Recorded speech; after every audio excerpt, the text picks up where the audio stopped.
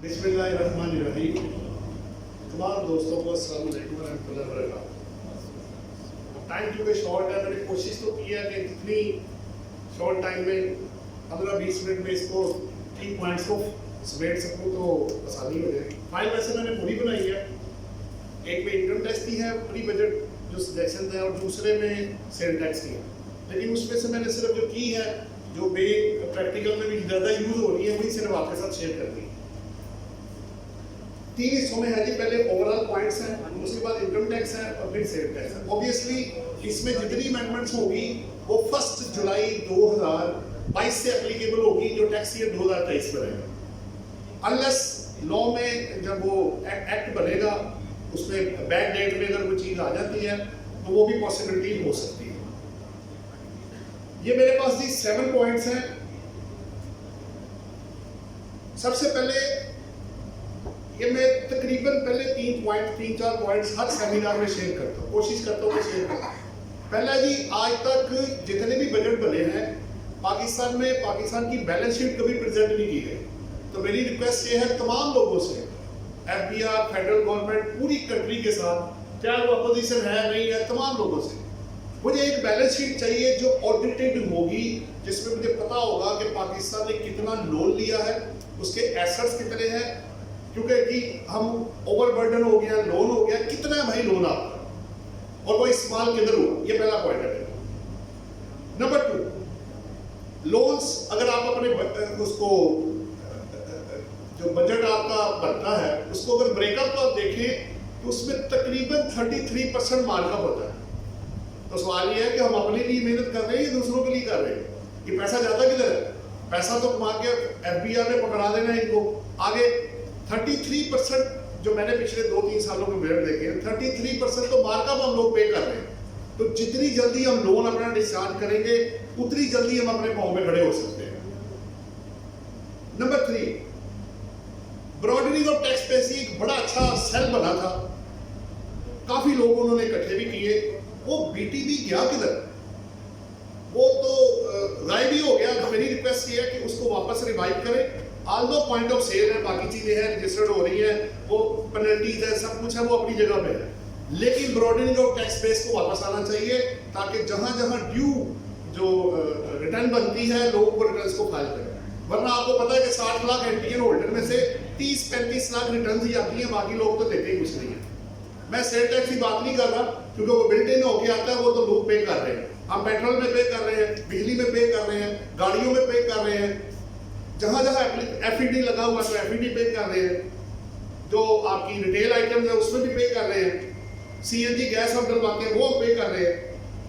4th point है जी मेरा, एक गुजरावाला में मेरे को दोस्त है जी, उन्होंने सजेशन दी थी और लाहौर में भी हमने इसको कोशिश किया कि हम इसके ऊपर सेमिनार करें।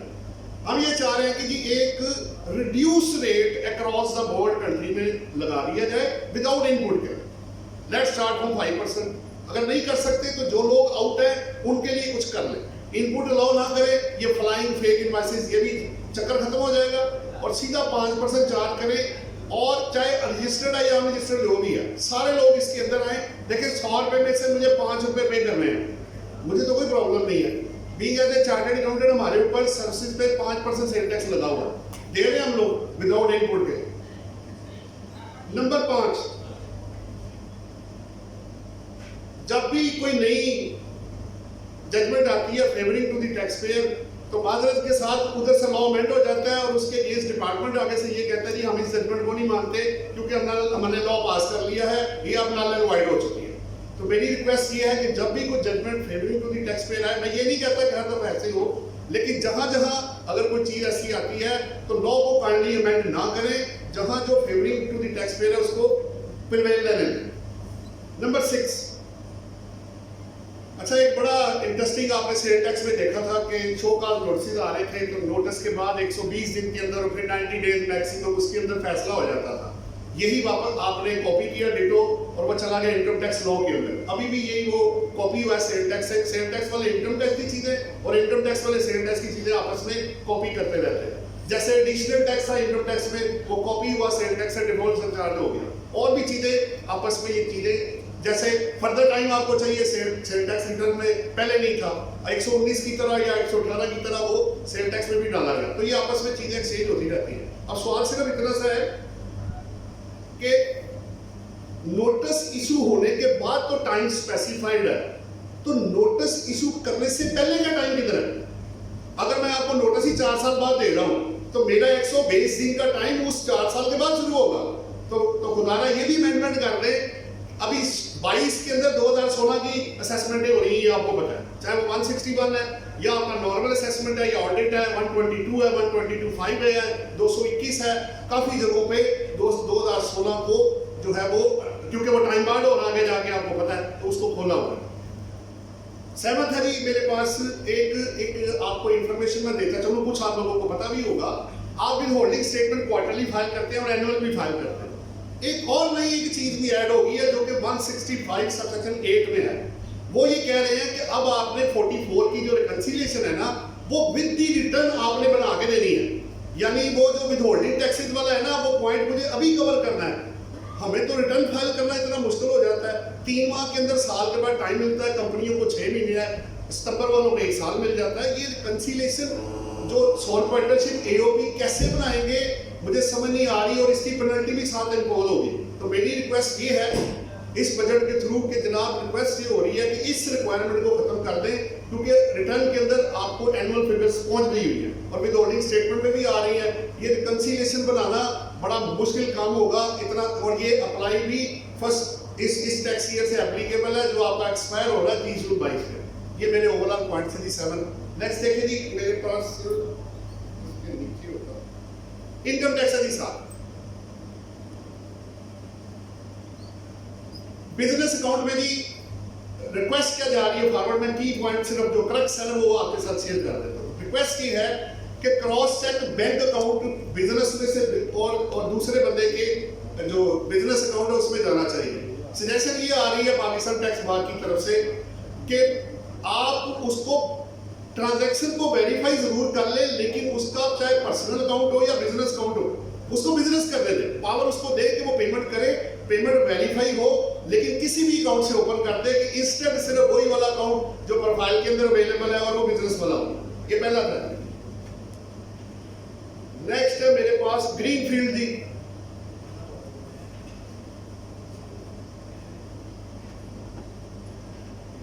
ग्रीन फील्ड में जी एक चीज ऐड की गई थी जो आपको पता है, उसमें ये हुआ था कि आप उस इंडस्ट्री में इन्वेस्टमेंट करेंगे जो ऑलरेडी एग्जिस्ट नहीं करते। तो जनाब, मैं नई चीज और कहां से लेकर आऊं? क्या मैं बनाऊं कि जो पहले से ना बन रहा हो? तो इसलिए काइंडली इसको जरा ओपन कर दे कि एग्जिस्टिंग में एक्सक्लूजन प्रोवाइड कर दे, लेकिन इसको ओपन कर दे कि बाकी किसी और इंडस्ट्री में आप इन्वेस्टमेंट कर सकते हैं। नेक्स्ट है जी, सैलरी के लिए हमारी सजेशन ये है कि आपको पता होगा 2020 से ऑनवर्ड क्या हुआ कि सैलरी इनकम अगर आपकी टोटल टैक्सेबल इनकम के 75% से एक्सीड करेगी तो तब आप सैलरी इंडिविजुअल, तो वो परसेंटेज खुदारा वापस ले 50 पे। वैसे भी मेजर पोर्शन 50% से वो मेजर ही होता है, तो 75% डाल के आप लोगों को और मुसीबत में डाल रहे हैं अगर उसकी कोई और इनकम होगी। तो हम जा रहे हैं परसेंटेज वापस उसी पे लेके जाए जो कि टैक्स ईयर 2019 तक थी। और दूसरा ये है, आपको पता है कॉस्ट ऑफ, अभी आज आप प्राइस को पता करेंगे तो पता चलेगा प्राइस कुछ और आ रही है मार्केट में। तो सबसे ज्यादा जो पिछता तबका वो सैलरी वाला है, तो उसके लिए 6 लाख रुपए बहुत थोड़ी अमाउंट है जनाब। 50,000 में तो आप 2 बच्चे नहीं पढ़ा सकते अच्छे स्कूल में। 50,000 का करना क्या बदल? इसलिए रिक्वेस्ट ये है कि इसकी अमाउंट को बढ़ा के 8 या 12 लाख किया जाए, ताकि एक रीजनेबल अमाउंट एक सैलरीड पर्सन को मिल जाए, और वो ठीक है रिटर्न वो फाइल करे, लेकिन एटलीस्ट टैक्सेस से उसको बचत हो सके, क्योंकि उसको हर चीज महंगी मिल रही है। देखिए, मुझे आप पेट्रोल महंगा देंगे, मैं महंगा भेज दूंगा, मुझे फ्लोर आप महंगा देंगे, मैं रोटी महंगी कर दूंगा, कोई मसला नहीं है, बिजनेसमैन पास ऑन कर देता है। बट सबसे ज्यादा तकलीफ किसको है? जिसकी तनख्वाह 10% बढ़ेगी साल के बाद, वो किधर जाएगा? वो पिस जाएगा इसके अंदर। सैलरी के बाद यदि प्रॉपर्टी इनकम, इस वक्त क्या है कि आप खर्चे माइनस करके, तो ऑप्शन खत्म हो गई है। इस दफा जो रिटर्न जाएगी उसमें भी यही है, आप 15 के खर्चे माइनस करेंगे और नेट इनकम को अपनी दूसरी इनकम में जमा करेंगे और आपको नॉर्मल टैक्स लगेगा। सजेशन ये आ रही है कि जनाब रिक्वेस्ट है ऑप्शन ओपन कर दे और खर्चे के साथ अलाउ कर दे और इसका ब्लॉक जो सेपरेट था रेट का उसको वापस रीइंस्टेट कर दे। 21C इस पे काफी केसेस अब जी लोग अब आ रहे हैं आपके सामने और भी है। परचेजेस के ऊपर भी बड़ा मसला क्रिएट हुआ हुआ है कि परचेजेस की जो पेमेंट है आपको पता है अब 2.5 लाख है एक हेड ऑफ अकाउंट में, वो उसके ऊपर आपने जो पेमेंट करनी है उसमें एक तो लिमिट है कि आप जैसे 20% की जो 10% की लिमिटेशन लगी हुई है फार्मास्यूटिकल इंडस्ट्री के लिए, उस लिमिट को हम चाह रहे थोड़ा सा इनहैंस कर दें, 20% कर दें ताकि वो खर्चे कर सके। ये तो इसके लिए 21C के लिए है। फिर आपका है जी 21C L है, वो आपका 2.5 लाख है एक हेड ऑफ अकाउंट में। 2.5 लाख में अब हेड ऑफ अकाउंट क्या मिलता है जनाब? अब 2.5 लाख कुछ भी नहीं मिलता। तो 2.5 लाख की लिमिट को इनहैंस करने की रिक्वेस्ट है हेड को 5 लाख कर दे और प्लस इस अकॉर्डिंगली जो सिंगल ट्रांजैक्शन है 25,000 से ऊपर ना हो तो वो एक छूट है, तो उसको भी इनहैंसमेंट की रिक्वेस्ट है कि उसको भी बढ़ा दे, 1 लाख कर दे उसको। नेक्स्ट है सैलरी वाला जी, इस पे प्रैक्टिकली केस भी फेस हुआ है। वो ये हो रहा है कि लेबर जो है आपकी अभी लिमिट क्या है 21 जो आपका इसमें कोटेड है M है। अगर आप एक एम्प्लॉय को 25,000 पर मंथ से ज्यादा तनख्वाह दे दे तो पेमेंट थ्रू क्रॉस चेक है। वो तो अभी हुई है 25,000, उससे पहले 18,000 पे तो मिनिमम तनख्वाह थी जो लेबर ले रही थी और वहां लिमिट थी 15,000 रुपए। अब लेबर 15,000 रुपए क्रॉस चेक तो लेगा नहीं। मेरे केस में पूरा 1 करोड़ में डिसला हो गया क्योंकि लेबर को हमने पैसे कैश में दिए और हमने एक्सेप्ट किया जनाब हमने दिया क्योंकि मिनिमम तनख्वाह ही 18,000 रुपए थी। मैं उसको क्रॉस चेक कहां से दूं? फैक्ट्री बंद कर दूं क्या? तो रिक्वेस्ट ये है कि सैलरी को इस मद में only to the extent of, मैं लेबर क्लास की बात कर रहा हूं। जो अनपढ़ आदमी है अगर पढ़ा लिखा होता तो ऑफिस में बैठ के काम कर रहा होता जनाब, लेबर बनने की जरूरत नहीं थी उसको। और उठे लगाता है नहीं पढ़ा लिखा तो उसको बैंक अकाउंट ऑपरेट करना बड़ा मुश्किल है। इसकी लिमिट को इनहैंस करके तो आगे ले जाए 50,000 कर दे ताकि उस क्लास को आसानी पैदा हो सके। और टैक्स तो उसने वैसे भी आपको नहीं देना क्योंकि 6 लाख रुपए तक तो 0% टैक्स है। 39(3) जी इसमें एक सजेशन है, काफी केसेस इधर उधर से मिक्स हुए हैं कि जब आप फैमिली से गिफ्ट या लोन लेते हैं तो रिक्वेस्ट ये आ रही कि इन राइटिंग के अंदर 39(3) के अंदर एक एक्सप्लेनेशन डाल दें, सब सेक्शन ऐड कर दें या सेक्शन ऐड कर दें कि अगर फैमिली से मैं लोन या गिफ्ट लूंगा तो उसमें क्रॉस चेक की कंडीशन ना अप्लाई करें क्योंकि वो दोनों अगर वेरीफाई करा देते हैं, हस्बैंड वाइफ को या वाइफ हस्बैंड को या भाई भाई को लोन देते हैं तो उस पे भी 39(3) सेक्शन अप्लाई हो जाता है। और एक आध जजमेंट है जो फेवर में है बट ज्यादा अगेंस्ट है, वो इनकम बना के डीम्ड इनकम 111 में 39(3) को अदर इनकम बना के टैक्स लगा देते हैं। तो रिक्वेस्ट ये है कि इस स्पेसिफिक ट्रांजैक्शन पे इस कंडीशन को काइंडली, पर्पस भी यही था इसका, फेक लोन को कंट्रोल करना था। जब लेने वाला भी वेल्थ में डिक्लेयर कर रहा है और लेने वाला भी कर रहा है और सोर्सेज भी अवेलेबल है तो फेक तो ना हुआ जनाब, पर्पस तो पूरा हो गया आपका। चले एग्रीकल्चर इनकम में जी आपको पता है सेक्शन 41 एग्जम्प्ट करता है, लेकिन 111 के अंदर पावर चली गई है एफडीआर के पास कि वो क्या कर सकते हैं कि आपकी एग्रीकल्चर इनकम नहीं, इनकम फ्रॉम अदर सोर्सेज बना के आपको टैक्स लगा देंगे। तो प्रोविंस को तो फिर भी टैक्स देना है तो फिर फेडरल क्यों टैक्स ले रहा है? तो बेहतर ये है कि फेडरल उनको क्वीरी मार्क कर दे कि भाई इसने इनकम डिक्लेयर की है, इससे एग्री इनकम जो जिस भी रिस्पेक्टिव प्रोविंस का वो कलेक्ट करे ताकि उसी को टैक्स जाए जिसका बनता है।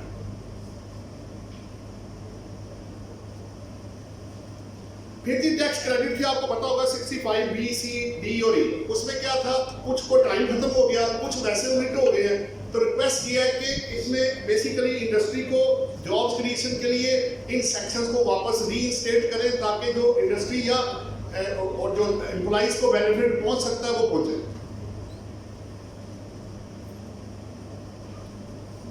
जी आपको याद है 2-3 साल हो गए ये सेक्शन ऐड हुआ था। अगर आप इमूवेबल प्रॉपर्टी 50 लाख से ज्यादा खरीदेंगे और मूवेबल 10 लाख से ज्यादा तो आपको क्रॉस चेक में पेमेंट करनी है। तो आप इमूवेबल प्रॉपर्टी 50 लाख में क्या मिलेगा जनाब? आपको रिमोट एरिया में तो शहर घर मिल जाएगा, शहर के अंदर बहुत मुश्किल है।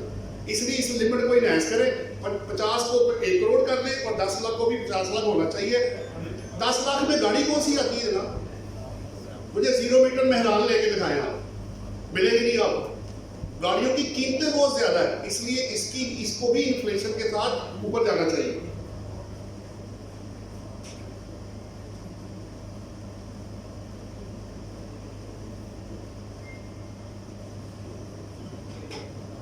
वेल्थ स्टेटमेंट जी, इसमें एक चेंज आई हुई, आपको पता है कि अगर आपको शो काज नोटिस इशू हो गया टैक्स ईयर 2018 से ऑनवर्ड, तो आप अपनी वेल्थ को रिवाइज नहीं कर पाएंगे।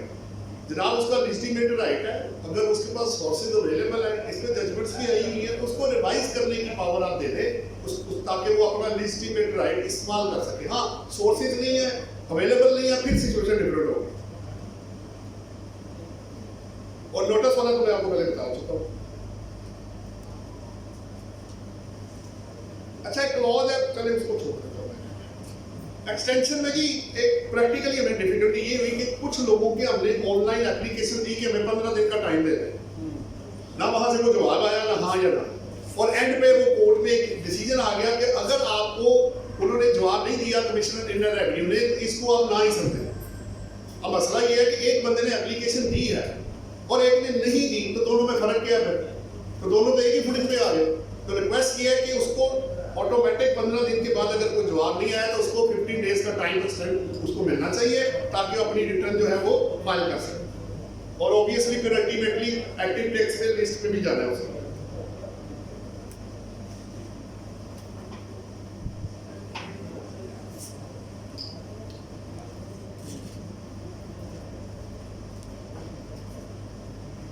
(131) में जी अपील जब आप करते हैं ट्रिब्यूनल में तो मैक्सिमम टाइम 6 माह का है।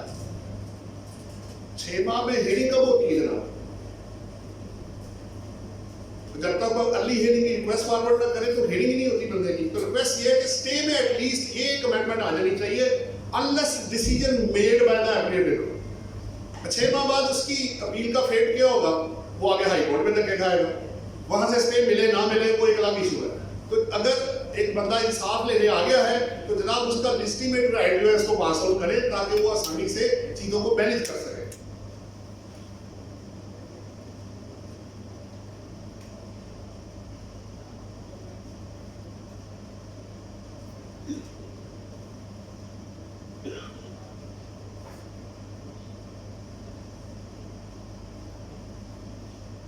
डिफॉल्ट सरचार्ज बड़ा इंपॉर्टेंट 2 पॉइंट्स है इनकम टैक्स के, बाकी मैं सेल टैक्स की तरफ जाता हूं। जब आपको 161 का नोटिस आता है तो आपकी तरफ अगर कोई भी पैसे निकल आए, 4 साल बाद मैंने आपका केस खोला और आपकी तरफ 1 लाख रुपया निकल आया, वो 1 लाख विद डिफॉल्ट सरचार्ज 12% के होगा, तो ये जो अंदर के 4 साल गुजर गए जनाब, ये इसकी सजा मुझे क्यों मिल रही है? इसलिए मैक्सिमम लॉ ये होना चाहिए कि 15 माह से ज्यादा का डिफॉल्ट सरचार्ज उस बंदे को नहीं पड़ना चाहिए, मैक्सिमम ये होना चाहिए। या नहीं तो फिर 161 की असेसमेंट करने की जो पावर है उसको रिस्ट्रिक्ट करें ताकि उसकी टाइम ड्यूरेशन के अंदर उसकी असेसमेंट हो सके, वरना उसकी कॉस्ट टैक्स पेयर को पास होगी। और आखिरी है जी इसका मेरे पास कैश विड्रॉल का सेक्शन, आपको पता है 231 ए था, तो पाकिस्तान टैक्स बार की तरफ से सजेशन ये है कि उस सेक्शन को वापस लेकर आए, क्योंकि इसकी वजह से नेट एक्सटेंड हो सकता है, लेकिन ऑब्वियसली ये सिर्फ उनके लिए होगा जो नॉन एटीएल होल्डर होंगे, उनके लिए होगा। ये थे जी इनकम टैक्स के, मैं सेल टैक्स की तरफ जा रहा हूँ।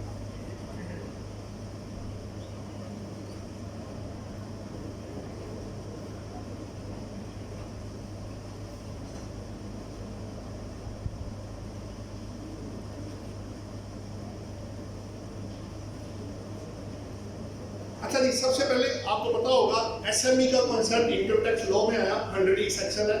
हम चाह रहे कोटेज, जब वो एसएमई की पॉलिसी एक आ गई है तो फिर सेल टैक्स के अंदर भी कॉटेज इंडस्ट्री की डेफिनेशन को खत्म हो जाना चाहिए और उसकी जगह पे एसएमई का कॉन्सेप्ट इंट्रोड्यूस होना चाहिए। ये पहली सजेशन है जी। नंबर 2 है जी मेरे पास रेट ऑफ सेल टैक्स। ये मैंने पहले आपसे शेयर वैसे कर लिया। देखिए, अब जब पाकिस्तान में 15% सेल टैक्स था तो इंडिया में 4% था।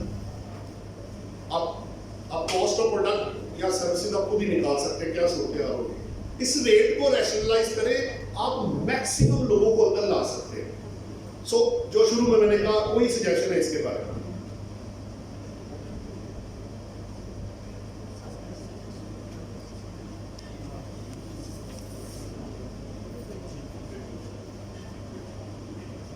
फार्मास्यूटिकल इंडस्ट्री जी आपको पता है पहले एग्जाम थी 104 105 क्लॉज 6 शेड्यूल का, उसको खत्म किया गया। उसकी जगह पे फिर इनको डाला गया 0 रेटेड में। अब उनके रिफंड, अब मसला ये है कि रिफंड इतनी आसानी से तो मिलते नहीं, ऑल दो के फास्टर सिस्टम आ गया हुआ है। तो रिक्वेस्ट ये है कि उसकी एग्जाम्पशन को वापस इंटैक्ट करें। और अगर ऑब्वियसली कहीं कोई मसला है, क्योंकि तमाम फार्मास्यूटिकल आइटम्स एग्जेम्प्ट नहीं है, कुछ पे सेल टैक्स चार्ज भी होता है, तो उसको रिक्वेस्ट किया है कि उसको वापस इंटैक्ट करें ताकि उनके फंड जो है ना वो ब्लॉकेज ना हो। बैड डेट की बड़ा एक, चूंकि being as a professional teacher मैं पढ़ाता भी हूँ टैक्स, तो एक बड़ा एक कॉन्सेप्ट बड़ा इंटरेस्टिंग है, वो ये है कि इनकम टैक्स में मेरा ख्याल सेक्शन 29 अगर मैं मिस्टेक नहीं कर रहा तो बैड डेट का कॉन्सेप्ट अवेलेबल है, वो आपको लो करेगा प्रोवाइडेड कंडीशन स्पेसिफाइड है। जेन्युइन पार्टी हो, ऑलरेडी वो आपको सेल में डला हो और आपने रिकवरी के स्टेप्स लिए हो, तो वो आप बैड डेट क्लेम कर सकते हैं। सेल टैक्स में बैड डेट का कॉन्सेप्ट ही कोई नहीं है। मैंने सेल कर दी, वो बंदा भाग गया, मर गया, डिफॉल्ट कर गया, वो निकल गया, भाग जिधर भी गया, तो क्या मैं उसकी रिवर्सल डाल सकता हूं? है ही नहीं। तो बैड डेट का कॉन्सेप्ट रिक्वेस्ट है कि वो सेल टैक्स में भी होना चाहिए। देखिए ना, मुझे मेरे पैसे मिले नहीं है, आप मुझे कह रहे हैं मुझे सेल टैक्स दे, मैं कहां से दूं आपको? उसने तो मेरी अमाउंट मुझे रिलीज नहीं की, क्योंकि इनवाइस बेस्ड सेल टैक्स से आपको पता होगा इस वक्त सेल टैक्स लॉ जो है वो बेंड हो चुका है। पहले था एडवांस अगेंस्ट सेल या sale advice whichever is earlier, अब वो एडवांस का कॉन्सेप्ट खत्म हो गया हुआ है, मेरा ख्याल 5 जुलाई 2021 से हुआ है। अब क्या है कि आप इनवाइस रेज करेंगे, सेल टैक्स उसी वक्त ही आ जाएगा, और बाद में अगर मेरी रकम डूब गई तो आप हेल्पलेस हैं, आप सेल टैक्स में कुछ नहीं कर सकते। तो काइंडली एक बैड डेट का भी एक सेक्शन आ जाना चाहिए इनकम टैक्स की तरह, ताकि अगर वाकई लॉस हुआ है तो उस पर कम से कम उस बंदे को रिलीफ तो दे देना जो बनता है उसका। मैं अनड्यू रिलीफ तो मान नहीं रहा कि मेरे पास नेक्स्ट है, मेरे पास जब भी एफिलिएट बॉडी का ऑर्डर आता है सेल टैक्स लॉ में, तो 1 ईयर का टाइम स्पेसिफाइड है। आप इनकम टैक्स में चले जाएं तो 124 सेक्शन बड़ा क्लियरली बताता है 2 माह, 1 साल, 2 साल का टाइम। तो इधर भी कोई टाइम स्पेसिफाइड होना चाहिए रीजनेबल, जहां डायरेक्ट रिलीफ मिला है, फिर 1 साल की उसको उसका इम्पैक्ट अकाउंट फॉर करें, और उसी तरह उसका सेक्शन इधर भी इंसर्ट हो जाना चाहिए।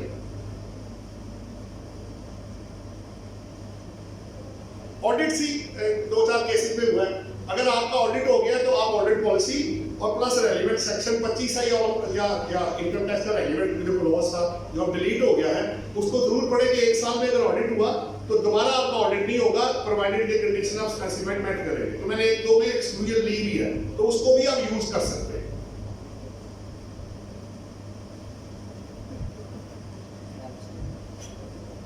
सेल टैक्स रिवीजन, अगर देखिए इनकम टैक्स और सेल टैक्स में एक चीज कॉमन हो रही है, अगर मैं अपनी टैक्स लायबिलिटी को बढ़ा के या रिफंड को कम करके या लॉस को कम करके रिटर्न में रिवाइज करना चाहता हूं 60 दिन के अंदर, तो आप कर सकते हैं। तो उसके बाद आप कहते हैं जी उसके बाद आएंगे तो आपको अप्रूवल चाहिए। एक तो मैंने अपना काम खुद खराब किया, आपको लॉस ऑफ रेवेन्यू कोई नहीं हुआ, फिर आप मुझे कहते हैं कि आप अप्रूवल भी ले जाके, अप्रूवल किस चीज की? मैंने कोई बेनिफिट तो लेना नहीं, मैं तो पैसे देने आया हूं आपको। तो काइंडली उसमें भी उसको ओपन कर दे कि अगर कोई बंदा टैक्स बढ़ा के देता है या जो भी pre loss of revenue involve नहीं है, तो उसको ऑटोमेटिक जो है रिवीजन की पावर मिलनी चाहिए।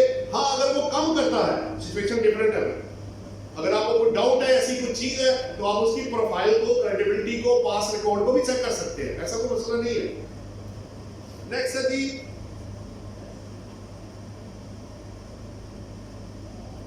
इनकम टैक्स के अंदर 206 मेरा ख्याल है सेक्शन है, एडवांस रूलिंग नॉन रेजिडेंट के लिए अवेलेबल है। अगर वो चाहता है कि वो पहले से पता कर ले कि मुझे ये ट्रांजैक्शन कैसे करनी है, इस पर टैक्स कैसे लगेगा, होल्डिंग कैसे होगा, रिपोर्टिंग क्या होनी है, तो एडवांस रूलिंग अवेलेबल है, आप ले सकते हैं। तो सेल टैक्स में ऐसी कोई चीज नहीं है, तो काइंडली उसके अंदर भी एक सेक्शन ऐड कर दे, ताकि अगर किसी को कोई कंफ्यूजन है, कोई क्लैश है, तो उसके अंदर वो एडवांस रूलिंग ले सके। ये नॉन रेजिडेंट की बात हो रही है। और प्लस सजेशन साहब ये भी है, अगर आप नॉन रेजिडेंट को फैसिलिटी दे रहे हैं तो रेजिडेंट को भी वो एक्सटेंड कर दे, ताकि वो भी काम अच्छे तरीके से कर सके अगर कहीं ऐसा डिस्प्यूट या डिफरेंस ऑफ ओपिनियन आ गया।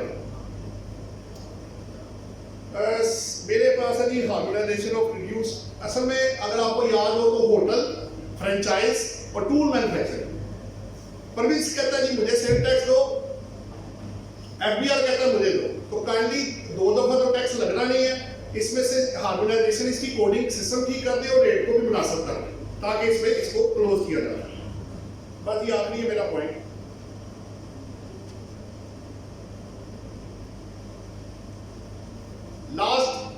Last but not the least, आपको याद होगा मैनुअल में हमने एंटी मनी लॉन्ड्रिंग पे हमने सेमिनार किया था, उसके अंदर सेल टैक्स के अंदर ये लिखा हुआ है कि अगर आप इसके अंदर वो जो फ्लाइंग इनवॉइसेस या फ्रॉड है उसके केस में इन्वॉल्व है तो वो एंटी मनी लॉन्ड्रिंग का आपका केस आपको बनेगा। सेल टैक्स के अपने सेक्शन माशाल्लाह इतने अच्छे हैं और प्रोसिक्यूशन और है, तो रिक्वेस्ट ये है कि काइंडली एंटी मनी लॉन्ड्रिंग से उसको निकाल दें, वो ऑलरेडी इसके अंदर बहुत सारी चीजों का जवाब उसको देते हैं। आप लोगों का बहुत बहुत शुक्रिया, थैंक यू वेरी मच।